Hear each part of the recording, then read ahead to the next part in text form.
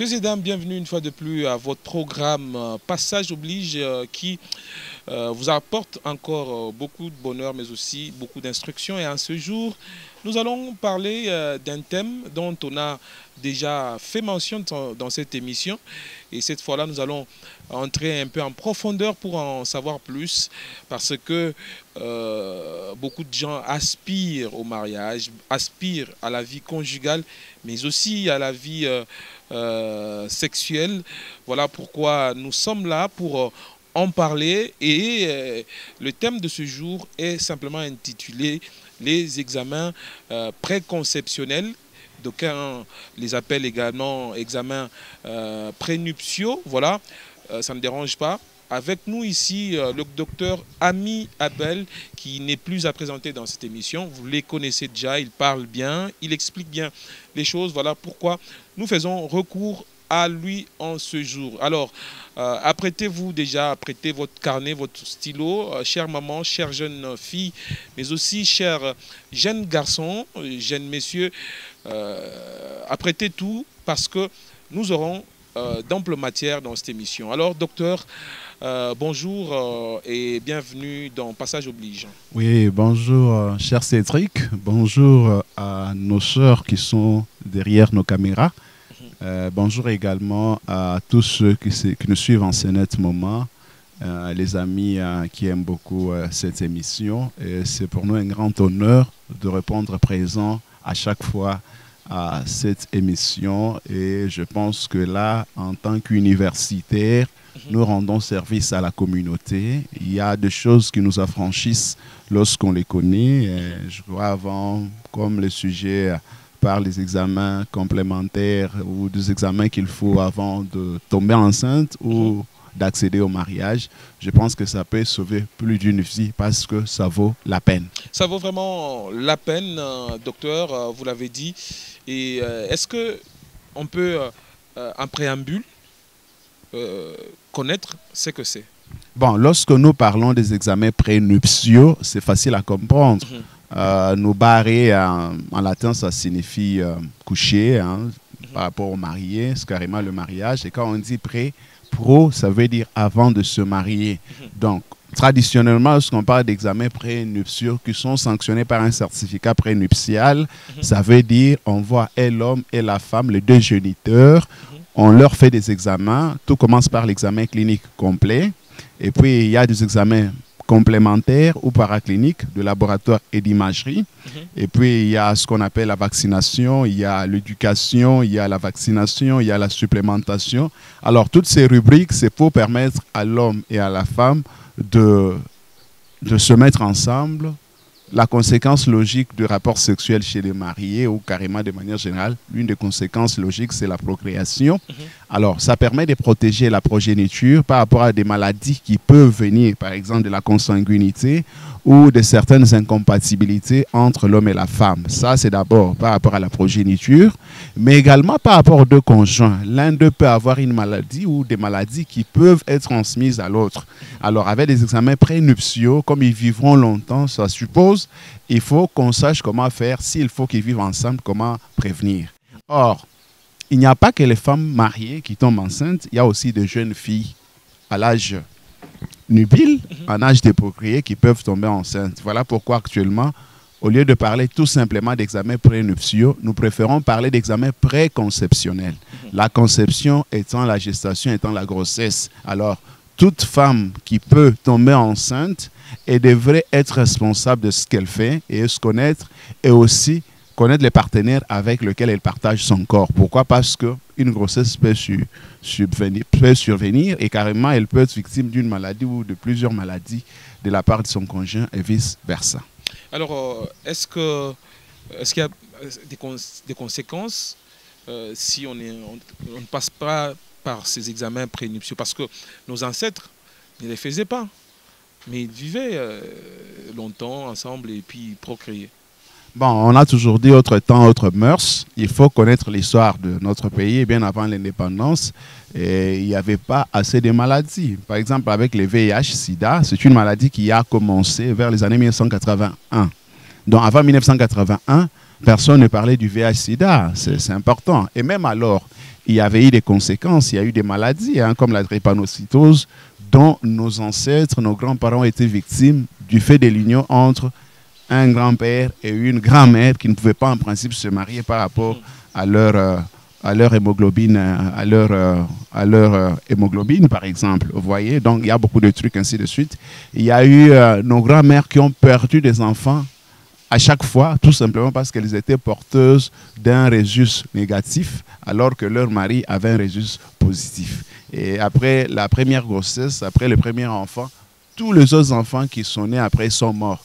Et ces femmes-là ont été marginalisées. Il y en a qui ont perdu leur mariage. Il y en a même qui se sont donné la mort. Comment moi, je dois mettre au monde toujours des enfants qui meurent dans le ventre, qui meurent quelques heures, quelques jours après la naissance, alors que c'est un problème qui pouvait être évité, soit par la prévention, l'annulation du mariage, ou carrément par des médicaments qu'on pouvait donner dès la première grossesse à la femme, question de lui permettre des enfants qui ont envie. Donc il y a eu des conséquences dont on ne saura pas faire l'inventaire parce que les ethnologues, les historiens et beaucoup d'autres scientifiques n'ont pas eu à y penser, ainsi de suite. Mais aujourd'hui, avec les progrès de la science, avec tout ce qu'on a comme apport de la technologie, même du point de vue de la santé, il faut faire avec cela. Parce que les conséquences peuvent être irrémédiables, les conséquences peuvent être lourdes. Et voilà pourquoi il faut parler. Il faut absolument. Donc ce n'est plus facultatif, c'est une obligation. C'est une obligation pour non seulement prévenir les maladies, mais aussi la mort. De se mettre en couple, donc, quel que soit... on pourrait dire ceci en élément. Lorsqu'on s'engage dans une vie sexuelle, en tout cas, ces examens valent leur pesant d'or. Et de surcroît, lorsqu'on se marie, parce que là, c'est officiel, devant Dieu pour le croyant, devant l'état civil et devant nos deux familles, parce que le mariage, c'est une affaire qui va au-delà de deux individus. Ça réunit plus d'une famille, au moins deux familles, et c'est une affaire de la société, c'est une affaire nationale, et les enfants, voilà, il faut qu'ils se portent bien, de même que les deux géniteurs. Qu'est-ce qui doit être fait? Dès que un jeune monsieur contacte une fille, il va directement à l'hôpital. C'est là qu'il faut saluer l'apport de nos églises, hein, peu importe lesquelles. Actuellement, on existe ce qu'on appelle des examens prénuptiaux avant de bénir un mariage à l'église. Pourquoi? Parce qu'à 90%, théoriquement, on est des chrétiens au Congo. Et généralement, le mariage se passe, même dans d'autres religions, on existe ces examens parce qu'il y a un bien fondé qui est au-delà de nos cultures, au-delà de nos religions. Donc, même si ce sont des athées qui se marient, même si ce sont des animistes qui se marient, ils ont besoin de connaître l'état médical de l'un ou de l'autre. Donc la première des choses, lorsqu'on parle des examens prénuptiaux, au finish, il y a un bilan médical et puis il y a des mesures hygiéno-diététiques et puis éducatives dont doivent bénéficier et le mari et la femme. Donc nous parlons du mariage entre un homme et une femme, le mariage qui est traditionnellement vrai, qui est culturellement vrai par rapport à nos us et coutumes. Alors, la première des choses, c'est quoi? Lorsqu'un homme et une femme doivent se marier, lorsqu'on parle d'examen prénuptiaux ou d'examen préconceptionnel, la première des choses, ils doivent aller voir le médecin. C'est là que le bas blesse. Ce n'est pas le pasteur qui demande des examens. Non, on ne demande pas les examens comme ça. C'est d'abord les amener à l'hôpital. C'est le médecin qui doit consulter. On ne commence pas par les examens de laboratoire, on commence d'abord par l'examen clinique. Complet. On doit d'abord écouter le mari, on doit d'abord écouter la femme. Chacun d'eux a des antécédents personnels et puis des antécédents familiaux, héréditaires, collatéraux. Qu'est-ce que je vais dire par là? Vous avez une femme dont les parents sont diabétiques ou l'un des parents est diabétique, hypertendu, et elle est exposée à faire une maladie. Elle-même, elle a déjà eu des accès d'hyperglycémie où elle a déjà fait une hausse de chiffre tensionnel. Le fait de se marier, ça l'expose. Il y a les antécédents gynéco-obstétricaux. La femme peut avoir été opérée sur les ovaires. Elle n'a plus les ovaires. Elle a été opérée pour myome. Elle a 35 ans, elle n'a jamais conçu, elle a eu des myomes, on a opéré. C'est déjà un problème si elle veut avoir des enfants. Le mari doit savoir et son médecin doit savoir. Et puis, elle peut avoir avorté avec la curette. On peut avoir endommagé l'école. C'est important de le dire. Le médecin, au moins, doit le savoir avant qu'elle puisse s'engager dans le mariage. Il faut que le médecin l'examine de la tête aux pieds. on doit voir son corps, on commence par les signes vitaux. Si la tension augmente, la pression artérielle, on se dit, voilà, on a affaire à une hypertendue. C'est là, il faut vraiment des mesures de prévention pour éviter ce qu'on appelle la prééclampsie et toute la ribambelle des conséquences, que ce soit chez la femme qui va porter la grossesse, la gestante, que ce soit chez les bébés qu'elle va porter dans ses entrailles, que ce soit pendant la grossesse, que ce soit lors de l'accouchement. C'est important. Rien qu'avec les signes vitaux, on peut voir une fièvre, on dit voilà, il y a une infection. Il faut examiner la tête et les coups, c'est beaucoup plus facile. Mais il y a une auscultation cardiovasculaire. On doit ausculter, on doit examiner les poumons et le cœur. Une femme qui a une insuffisance pulmonaire chronique, une femme qui a un problème cardiaque, porter la grossesse, ça devient un problème qui peut la précipiter dans la tombe. Et l'accouchement, ça ne sera pas aisé. Il faut qu'on prenne des précautions. On ne dit pas qu'elle ne va pas se marier, mais l'effet de porter un problème au cœur, au poumon, ça doit mettre une puce lors de la grossesse. Voilà, elle doit bénéficier d'une surveillance de la part d'une équipe médicale, pas seulement l'obstétricien ou le gynécologue, mais également le cardiologue, c'est un problème cardiaque, le pneumologue, c'est un problème pulmonaire, et ainsi de suite par rapport à la maladie dont elle a toujours souffert. Au niveau de l'abdomen, on peut voir peut-être qu'elle a des masses. Le ventre est augmenté de volume, elle a des myomes. Le fait de porter une grossesse sur un utérus pyomateux, ça expose à des complications, soit pour l'enfant, soit pour la femme, et même par rapport à l'utérus lui-même. On doit savoir, voilà, elle peut faire de fausses couches sans le vouloir. Pourquoi? Parce qu'elle a tellement de myomes, on ne peut pas permettre des grossesses. Il faut d'abord opérer les myomes et après permettre une grossesse. Ça doit se savoir à l'examen clinique. Elle peut avoir une masse, un problème, ainsi de suite. Ça, le médecin doit le savoir. Et puis, on doit lui faire un examen gynécologique complet. On doit, par exemple, comparer les deux seins. Est-ce qu'il y a des masses? Est-ce qu'il y a un problème? Comment on dit? On doit voir, par exemple, le mamelon. Parce qu'elle pourra allaiter. Est-ce que ce mamelon pourra permettre qu'elle puisse allaiter son bébé, son futur bébé? Déjà, on peut le savoir. On s'est dit, non, non, avec elle, dès qu'elle met au monde, on doit recourir au lait artificiel. Déjà, avant même qu'elle se marie. Et le mari doit savoir parce que c'est un couple qui doit évoluer sur une longue période. Et puis, l'examen gynécologique, c'est aussi inspecter les organes génitaux. Il y a des femmes, entre guillemets, des individus qui sont hermaphrodites. Elle peut être de l'extérieur une femme et de l'intérieur c'est un homme. Elle peut avoir les deux organes génitaux sur son corps. Un gros clitoris qui donne l'impression d'être un pénis. Et puis, vous voyez une cupule à l'intérieur, il n'y a même pas de vagin. Donc, il y a des femmes comme ça. Là, je donne un petit témoignage. Il y a un pasteur qui a pris en mariage une femme au nom de la religion. Et après autant d'années, on se rend compte qu'il n'y avait pas de grossesse. Quand on amène la femme auprès du médecin, elle avait 23 ans. La femme n'avait pas, non seulement elle n'avait pas de vagin, mais elle n'avait pas d'utérus et le reste, donc les annexes, les trompes et les ovaires. À la place des ovaires, il y avait deux testicules internes, ce qu'on appelle testicules féminisants. C'était ça son problème. Alors le fait de l'avoir porté de sein, ainsi de suite, d'avoir une corpulence féminine, le pasteur a cru que c'était une femme. Et vous savez ce qui s'est fait? Le parent savait, la mère de la fille en particulier, elle savait que sa fille avait un problème parce qu'avec ça, elle ne peut jamais avoir des règles. Parce que pour avoir des menstrues, des règles, il faut avoir tout normal au niveau du cerveau, bien sûr, l'hypothalamus et l'hypophyse. Il faut avoir les deux ovaires, c'est là que se passe ce qu'on appelle le cycle ovarien. Il faut vraiment avoir les deux ovaires, ainsi de suite. Et puis, il faut avoir un utérus fonctionnel. Donc, si elle n'a pas d'utérus, elle n'a pas d'ovaire, impossibilité d'avoir des règles. Et voilà. Donc, la mère savait, mais elle a dû faire épouser sa fille. Et on a dû créer un nouveau vagin, un néovagin. Et ça peut permettre des rapports sexuels, mais en aucun cas, on ne peut imaginer une grossesse chez cette femme. Et jusqu'à aujourd'hui, c'est comme n'a pas d'enfant, il reste toujours marié, en train d'aller à la montagne, priant que Dieu fasse les miracles. Au départ, il y a un problème. Donc, c'est une femme, physiquement, du point de vue phénotype, mais du point de vue génotype ou cariotype, c'est un homme. C'est un homme. Ce qu'on a là, ce sont des testicules. Ça vous pompe des hormones masculines en cascade, ainsi de suite. Voilà. Parce que c'est une parenthèse. Est-ce qu'on peut en avoir des caractéristiques? Non, mais c'est normal. C'est lorsqu'on inspecte les organes génitaux, c'est là le problème. Il faut voir la vulve. On connaît comment est l'organe, l'appareil génital de la femme. Que ce soit par rapport aux organes génitaux internes, le médecin peut examiner du dehors, il peut avoir l'idée, et puis on sait voir comment on dit les organes génitaux externes. Il y a la vulve qui est mieux formé avec tous ces organes, le monde de pénile ou le monde de Vénus. Et puis on voit, il y a l'urètre, par où passent les urines. Et puis il y a les clitoris, on se voit. Et puis il y a le vagin, il y a les petites lèvres qu'on appelle les nymphes. Et puis il y a les grandes lèvres. Et puis en dessous, il y a le périnée avec l'anus. Tout ça, vous dites que c'est une femme. Et puis on voit le deux seins, ainsi de suite.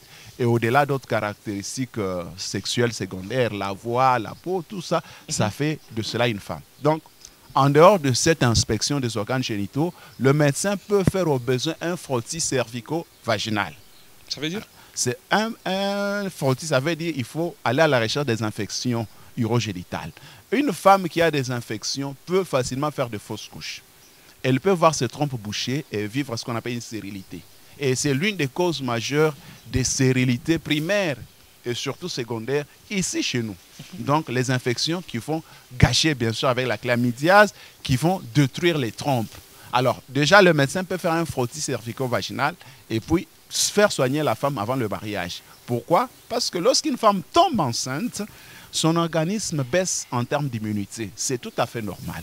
Pourquoi? Parce que la grossesse, c'est une greffe que la femme reçoit. Une allogreffe, ça vient de quelqu'un d'autre, du mari, qui n'est même pas son frère jumeau ou biologique, qui a tout un autre patrimoine génétique. Alors notre Dieu omniscient, pour permettre à une femme de porter la grossesse, la greffe d'autrui, Dieu fait baisser physiologiquement les systèmes de défense de l'organisme.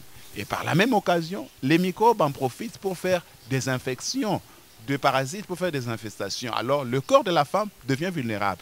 Voilà.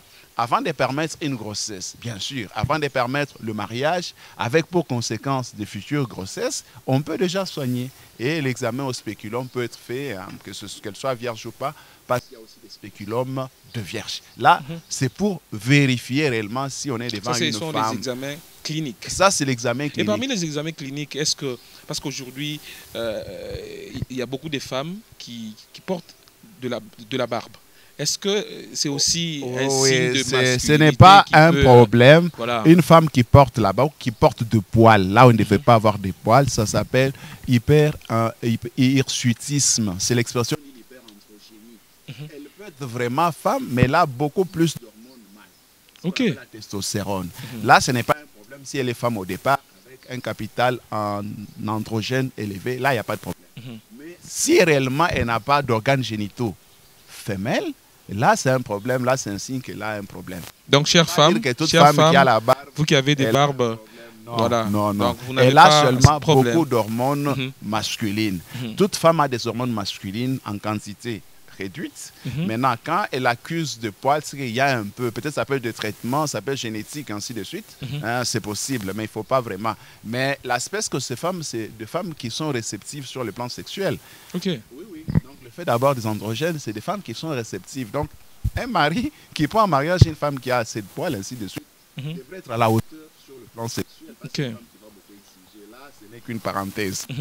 De la même manière qu'il y a un examen clinique complet chez l'homme, approfondi chez la femme, il doit être fait aussi chez l'homme. Okay. C'est important, voilà. Chez l'homme. Et chez l'homme, qu'est-ce qui se passe? Principalement, on doit inspecter les organes génitaux externes. On doit voir la verge. Parce qu'il y aura un rapport sexuel. Le pénis, c'est l'organe de copulation. Il faut voir, il sera à la hauteur. Parce qu'il ne faut pas qu'il y ait une insatisfaction sur le plan sexuel. Les médecins prendront des dispositions. Il y a des conseils, il y a des traitements, ça existe. On doit voir s'il a les deux testicules. Même s'il a un seul testicule, il peut rendre fécondant sa femme. Donc, on doit vérifier que réellement, on est devant un homme. Parce qu'on peut avoir aussi un homme du dehors, mais de l'intérieur, c'est une femme. C'est toujours des cas d'hermaphrodisme. Là, on parle d'hermaphrodisme mâle. Donc, il faut exclure tout ça. C'est d'abord à l'examen physique. Donc, le premier pas qu'il faut franchir, c'est examiner physiquement, cliniquement, de manière complète, méthodique, approfondie, et l'homme et la femme. Parce que... Et là, il y a une conclusion. Réellement, sur le plan physique, morphologique, il s'agit d'une femme. Sur le plan morphologique, il s'agit d'un homme qui vont les deux voler en juste noces, comme voler en juste noces. Voilà, très chers téléspectateurs et auditeurs, vous qui continuez à nous suivre, nous sommes en train de parler d'un thème très très alléchant, mais aussi très important pour notre société, du fait que la plupart sont ceux qui aiment bien être soit mariés ou se marier, ou encore être en couple. Alors ça vous intéresse au point que vous devriez vraiment suivre cette émission afin d'en tirer des très bonnes leçons pour épargner votre couple de beaucoup de problèmes, mais aussi beaucoup de difficultés qui peuvent venir, tout en vous disant que nous sommes en train de recevoir ici le docteur Ami Abel Amindanga, lui qui est habitué de cette émission. Alors, docteur, à part les examens cliniques, il y a autre chose, oui. Voilà. En principe, pour être complet, pour que les gens nous suivent très bien, parce que l'objectif pour moi, c'est que les gens me comprennent. Je ne parle pas aux professionnels de la santé, je parle à la population et je dois me permettre de me faire comprendre. C'est important. Donc, il y a 5 points qu'on poursuit lorsqu'on fait un examen prénuptial, largement un examen préconceptionnel. Voilà. Donc, le premier palier que nous avons franchi, c'est l'examen clinique. Là, c'est le médecin qui examine, bien sûr, par l'inspection, par la palpation, par l'auscultation, par la percussion. Tous les médecins savent ce que je dis. Il faut fouiner dans les antécédents et puis il faut examiner de la tête aux pieds, surtout avec un accent particulier sur les organes génitaux externes pour confirmer qu'il s'agit bel et bien d'une femme ou d'un homme qui vont convoler en juste noces. Le deuxième palier, ce sont les examens complémentaires. Les examens paracliniques, c'est important. C'est très important. C'est très important parce qu'avec l'œil nu, bien sûr, avec l'examen clinique, il y a des choses qui nous échappent. Ah oui. On peut avoir des signes du VIH dans une dernière phase, donc sida maladie, on peut voir. Mais il faut confirmer parce qu'il s'agit d'une affaire qui engage des vies humaines. Alors, les examens complémentaires, on en a de 2 groupes. Il y a les examens de laboratoire, on fait des prélèvements par exemple. Le sang, on prend le sang, on prend le PERT. Chez la femme, on prend le sperme. Chez l'homme, on prend les urines et ainsi de suite. Et puis, il y a l'examen d'imagerie. D'imagerie, c'est plus chez la femme qu'il faut faire une échographie. L'échographie pelvienne pour voir si elle a des organes génitaux internes. Voilà. Elle a les 2 ovaires, même un ovaire, ça va. Elle a les 2 trompes, ainsi de suite. Et puis, elle a l'utérus ou ce qu'on appelle la matrice. Là, c'est important. Donc, elle a les 2 ovaires, elle a les trompes ou les oviductes. Et là, la matrice. Là, c'est l'échographie. On peut s'arrêter là. Chez l'homme, bon, échographie ou pas, on peut s'en passer. Maintenant, là où le problème se pose, c'est au niveau des examens de laboratoire. Il y a des examens obligatoires. Par exemple, chez l'homme et chez la femme. Le groupage sanguin. Le groupe AB0 ou bien ABO. C'est important parce qu'il y a des incompatibilités. Nous avons dit que les examens prénuptiaux, c'est sauver l'un des partenaires ou les partenaires et puis prévenir des maladies chez l'enfant. Donc, c'est ça l'objectif qu'on poursuit. Et chez l'autre partenaire et chez les enfants à venir. Alors, si on peut avoir un problème de groupe, on se dit, voilà, là, on a affaire à des groupes à problème, ainsi de suite. Si la femme, elle a des groupes rares, on doit prévenir. Oui, un peu des groupes rares, c'est lorsqu'on fait, par exemple, les facteurs Rhésus aussi. La femme, elle est Rhésus moins. L'homme, il est Rhésus négatif. Ça veut dire ça fait partie des groupages sanguins. Il y a le groupe ABO. Je suis A+, je suis A, je suis B, je suis AB, je suis 0 ou bien O, comme on dit. Voilà. Là, il y a des incompatibilités, mais souvent, ça ne pose pas de problème. Mais il y a des groupes A. Pour avoir du sang en urgence, ces groupes-là, on doit chercher. Maintenant, quand on fait le facteur Rhésus, là, on se dit soit on est Rhésus positif, Rhésus négatif. Si les 2 sont Rhésus positifs, il n'y a pas de problème. Si les 2 sont Rhésus négatifs, il n'y a pas de problème. Mais si la femme est Rhésus négatif, c'est là que ça va poser problème. Et que l'homme, lui, il est Rhésus positif. Alors, lors de la première grossesse, qu'est-ce que la femme va faire? Même lors du première fausse couche, la femme va développer des anticorps anti-Rhésus parce qu'elle n'a pas de Rhésus. Maintenant, à la prochaine grossesse, si l'enfant qui naît là a choisi le Rhésus de son père, il est Rhésus positif, alors que la mère est Rhésus négatif, les anticorps de la mère vont combattre le Rhésus de l'enfant. Et là, l'enfant peut mourir. Et l'enfant peut naître vivant et après, il fait, il fait une allo-immunisation et l'enfant meurt. C'est le genre de femme dont vous entendez parler qu'elle a mis au monde un enfant et après, les enfants ne font que mourir, soit dans le ventre, soit quelques jours après la naissance. Ça peut être seulement cette incompatibilité de facteur Rhésus. Là, c'est important. Donc, chez cette femme-là, on ne va pas interdire le mariage. Femme Rhésus négatif, homme Rhésus positif. Ce qu'on fait, c'est quoi? Dès que la grossesse est là, par exemple, 32, 28, 32 semaines, il y a des gamma-globulines qu'on donne. Ce sont des produits qui empêchent que la femme développe les anticorps contre le rhésus. Et au plus tard, il faut donner 3 jours après la naissance ou après une fausse couche.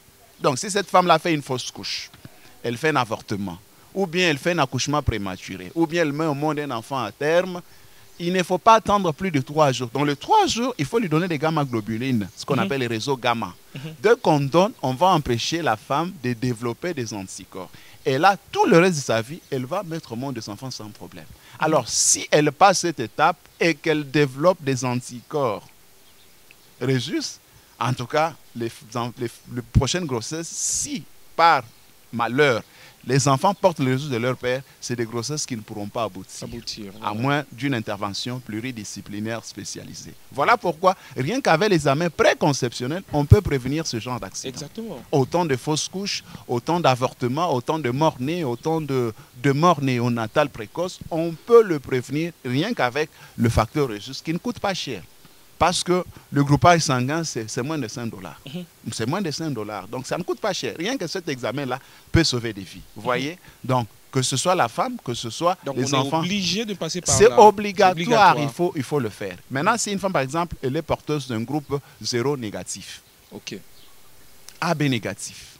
B négatif, ce sont des groupes sanguins rares. Très rares. Voilà. Cette femme-là, avant qu'elle vienne mettre au monde, si la grossesse est à terme, dont on a dépassé la 35e semaine, il faut qu'on lui trouve du sang. Parce que l'accouchement peut faire perdre à une femme jusqu'à pratiquement 1 demi-litre de sang par voie basse, jusqu'à 1 litre de sang par voie haute par césarienne. Donc déjà, on prévient, parce que c'est l'une des principales causes de décès maternels.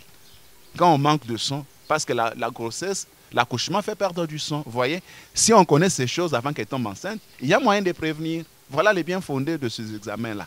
Que ce soit chez l'homme, que ce soit chez la femme, il faut connaître les groupages sanguins, le groupe AB0 et puis le facteur rhésus. On peut ajouter les facteurs quels, ainsi de suite. C'est important. Là, c'est obligatoire.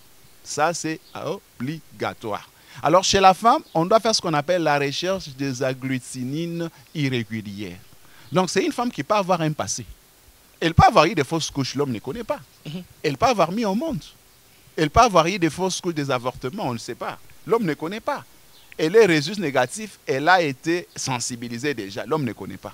C'est grâce à cet examen qu'on saura, même si la femme cache qu'elle a déjà fait des histoires, elle a déjà développé des agglutinines irrégulières. C'est des femmes qui peuvent tomber enceintes, mais le grossesse n'arrive jamais à terme. Toujours des fausses couches, même tardives. Donc, ce n'est pas seulement diabolique. Oui, oui, vous allez prier, vous allez chasser les démons, alors que la femme sait, elle connaît son passé, ainsi de suite. Avec la recherche des agglutinines irrégulières, on peut déjà mettre la main sur la cause et la prévenir.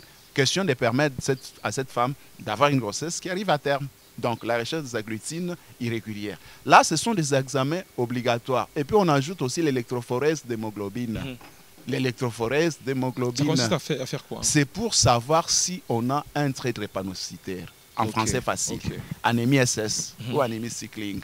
Voilà. Donc, on peut avoir ces facteurs, ça ne se manifeste pas. Ce n'est pas les groupages sanguins.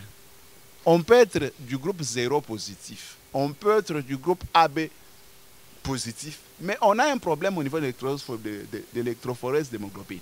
Là, les résultats sont au nombre de 3. Il n'y en a pas plus de 3. Il n'y a que 3. Il y a, soit on a l'hémoglobine AA, soit on a l'hémoglobine AS, soit on a l'hémoglobine SS. Ce n'est pas oh non, je suis 0 positif, je suis AB. Non, non. Ce n'est pas le genre du groupe A. Ah, oui. Vous voyez quand vous prenez l'avocat, la chair que l'on consomme, c'est ça le groupage sanguin. Maintenant, le noyau à l'intérieur, c'est ce qu'on appelle l'électrophorèse d'hémoglobine. Alors, il y a des gens qui, au niveau de leur 6e paire de chromosomes, ils développent ils remplacent l'acide glutamique par la valine et ils développent ce qu'on appelle la drépanocytose. Alors, ces gens-là, ils ont un problème. Leurs globules rouges, au lieu de faire catégorie, ils le font faire 60 jours. Pourquoi? Parce que les globules rouges ont la forme des tomates. Ils sont ronds. Les hématies, elles sont rondes. Les érythrocytes, ils sont ronds. Maintenant, en cas de drépanocytose, parce qu'il n'y a pas une grande affinité pour l'oxygène, ces globules rouges ont la tendance à se fossiler. Ça prend la forme d'une fossile. Pour ceux qui ne connaissent pas la fossile, ça prend la forme d'une banane. vous voyez les tuyaux, le veine, les artères, ça quelle forme? La forme des tuyaux. Maintenant, ce qui est rond comme des tomates, ça roule facilement.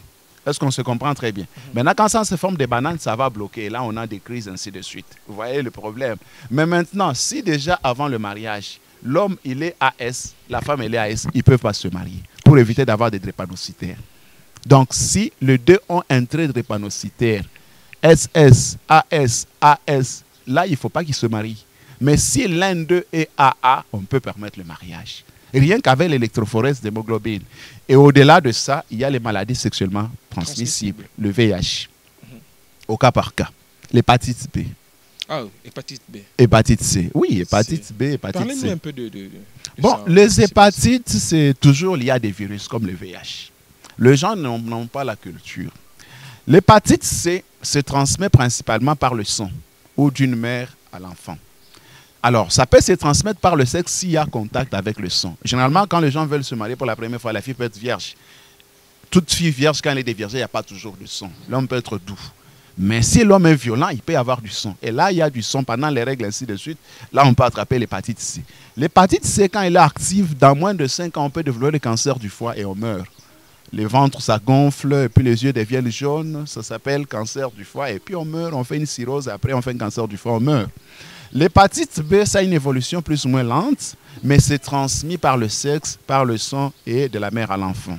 Vous voyez, l'hépatite B, quand vous l'attrapez, on découvre la maladie, elle est active. Vous devez prendre le médicament à vie comme en cas de VIH, ce que les gens ne savent pas. Donc c'est beaucoup plus grave. Parce que quand le VIH, quand quelqu'un a le VIH, il est beaucoup plus consciencieux. Mais ils oublient que l'hépatite B, l'hépatite C, ça fait aussi des dommages. Chez la femme, il faut faire la sérologie toxoplasmose, la sérologie rubéole. Parce que c'est des maladies qui peuvent occasionner des fausses couches à répétition chez une femme. Ou bien qui peuvent donner naissance à des enfants mal formés, au niveau du visage, au niveau du cœur, au niveau du système nerveux central. Donc, il y a beaucoup de femmes qui peuvent avoir une toxoplasmose, une rubéole, et puis largement une syphilis, qu'on appelle le syndrome torche, ainsi de suite. Ce sont des maladies qui peuvent avoir des répercussions au cours de la grossesse ou chez les enfants, même après naissance. Donc, déjà, avant d'autoriser un mariage, on peut faire ces examens et être quitte, carrément soigné, parce que ça peut se soigner et permettre la grossesse. Voilà les examens de laboratoire chez la femme. Et chez l'homme, il faut ajouter les spermogrammes. Les spermogrammes. Et au besoin, les spermocytogrammes. L'homme doit faire une abstinence sexuelle de 3 jours au moins, et puis il va déposer son sperme pour voir s'il y a des spermatozoïdes vivants, de bonne forme, de bonne vitalité, qui peuvent rendre la femme enceinte. Pourquoi seulement une abstinence de 3 jours? Oui, parce qu'on ne saura pas avoir de résultats escomptés. Il faut lui permettre, parce qu'à chaque rapport sexuel, on éjacule. L'homme éjacule, il libère du sperme. Alors, s'il a fait la deux, vous lui demandez de faire, il peut ne pas avoir une quantité suffisante qui permette au laborantin de faire des analyses. Alors, il faut faire une abstinence qui nous permet d'avoir une quantité suffisante de sperme qu'on va examiner. Ah, c'est important. Pourquoi? Parce qu'aujourd'hui, dans un tiers de cas de stérilité, c'est l'homme. Okay. Et largement, on peut prendre 40%. Donc, quand un couple ne met pas au monde, ce n'est pas toujours la femme. Non, ce n'est pas toujours la femme. Et aujourd'hui, de plus en plus, ce sont les hommes. Apparemment, la pyramide est renversée. Oui, le rapport est renversé. C'est plus la femme. Actuellement, c'est l'homme. Et les raisons sont fort diverses. Il y a des médicaments que l'on prend. Non seulement ça, on s'expose aux métaux lourds, à des rayonnements ionisants qui peuvent avoir des répercussions sur la formation des spermatozoïdes dans les testicules. Donc, attention, quand vous avez un couple stérile, ils ont fait plus d'une année. C'est pas seulement l'affaire de la femme. Non, c'est pas la femme qu'on doit envoyer. Non, c'est pas ça. Actuellement, c'est plus l'homme. Hein. Yeah. Ça, ce sont des études qu'on a à la va-vite, mais on remarque que c'est plus les hommes. Hein. Il faut faire attention. Si la femme, elle a tout ce qu'il a, elle a les 2 ovaires, son cerveau fonctionne bien, l'hypothalamus, l'hypophyse, l'axe hypothalamo-hypophyso-ovarien, elle a les 2 ovaires, elle a les trompes, elle a l'utérus, elle a des voies vaginales, tout est normal chez elle. Attention, elle n'a pas de problème si peut-être les trompes ne sont pas bouchées. Il faut demander les spermogrammes. Là, on doit le demander actuellement chez l'homme avant le mariage. Et puis les autres examens peuvent être ajoutés au cas par cas. Ça dépend. Vous avez parlé de 5 paliers ou... Oui, le premier palier, examen clinique. Deuxième palier, le labo et les examens d'imagerie, principalement l'échographie chez la femme. Alors, le troisième palier, on peut donner la vaccination.